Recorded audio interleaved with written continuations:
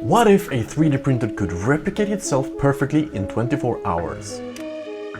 If we assume that every 3D printer would then continue replicating itself, how long would it take until everyone on Earth had a 3D printer? It's pretty simple multiplication and it ends up to 34 days. That's all. That would generate 8,589,934,592 3D printers. Now you know.